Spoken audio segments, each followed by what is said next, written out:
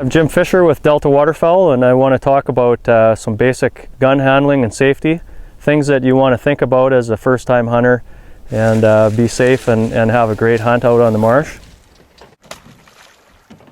We've got to always check to make sure there's no shells because we just took it out of the case. So I always look in here and make sure there's no shells in there, obviously. And then I turn it toward the light, so there's a bit of light coming in the chamber.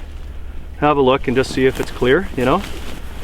And then the safety on this one is down by the trigger guard, okay. So just off and on. So when you see red, that's ready to shoot. So we'll leave that on for now, and we'll load you up. We'll get this duck hunting started. Okay, take him, Brady. Nice shot. Hey guys, longer gun. Those are both breaks, weren't they? Yep, 2 breaks. The most important thing when we're out hunting or ever handling a gun is muzzle control. So whenever you pick it up, whether you're around a vehicle, whether you're going under a fence, when you're out here in the marsh with your friends, you want to keep that barrel always pointed in a safe direction. And the longer I'm at this, the more I think up is the way to go. So always have 2 hands on your gun and point that muzzle up. That's especially important at times when things are happening. For example, a dog is out making a retrieve. You want to say, okay, everybody, let's point our guns up, make sure their safeties are on, and keep those barrels pointed in a safe direction.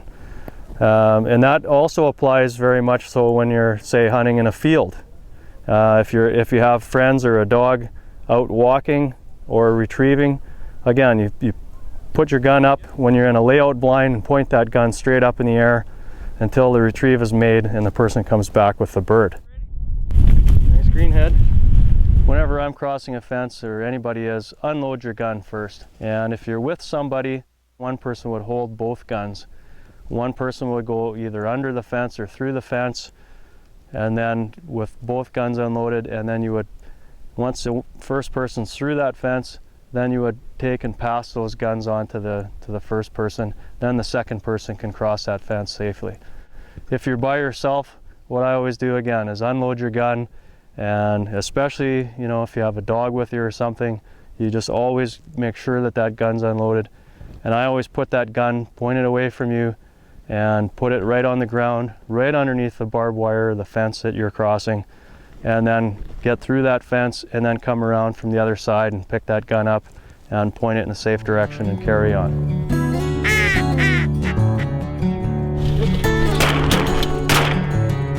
Bluebill on the Delta Marsh, that's what Delta Marsh is famous for.